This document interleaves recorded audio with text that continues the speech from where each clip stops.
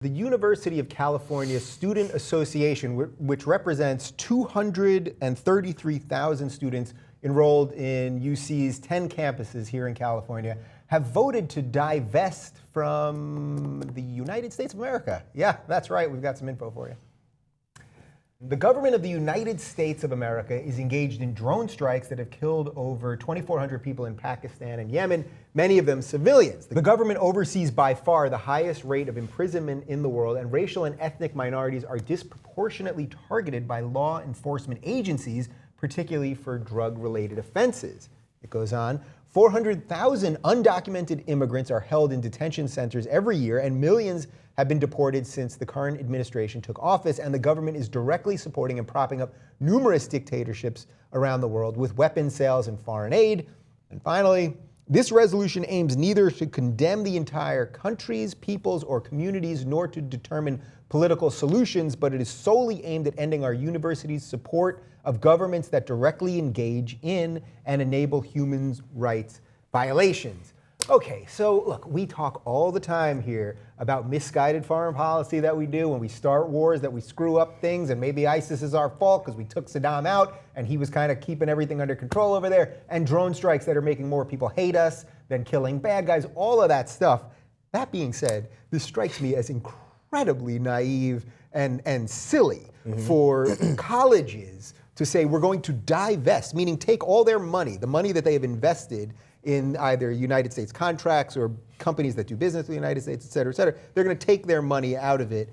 It seems really short-sighted and something that only college kids, I know they think they know everything, but that only they would do. Yeah, it seems crazy because it's impossible. So in doing so, I think they know that, you know.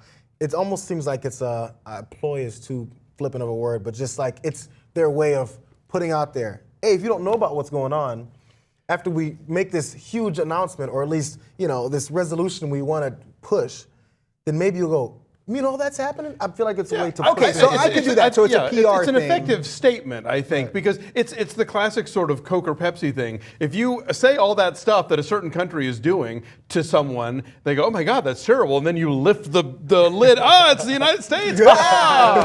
You're soaking in it, you know? Yeah. And so I mean, yeah, on a practical level, this may not work, but I think it's a great way to sort of initiate a conversation about this kind of thing, because we're constantly judging what other people are doing, and we're invading them, or we're cutting off money, or we're this or that based on, you know, X, Y, and Z behavior. But it's not like we're coming to any of this with a clean slate ourselves. When I was in college back in the 80s, that's how old I am, the big thing was divesting from South Africa, you know, because of apartheid. Yeah. But it's not like our racial history has been all that great either. So who, you know, when you're pointing a finger at other countries, you're for or pointing back at the Pentagon. Right, so I guess that's sort of the irony here. But all right, so if it's just a PR stunt, then I get it. They're shining a light on it, and these are issues that we talk about here all the time. So I'm not against the issues. We imprison way too many people. Again, the drone strike, all the wars, all that stuff.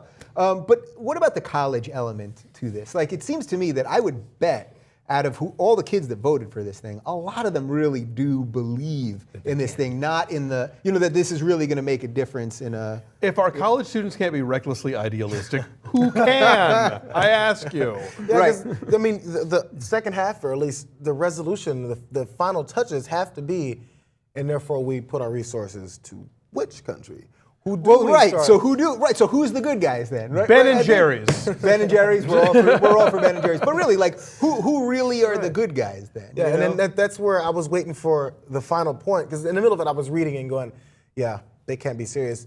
I mean, I get it, but they can't be serious. But maybe they'll have some kind of, you know, kicker at the end. They're putting it all in Tom's of Maine. Yeah. You know, I don't know.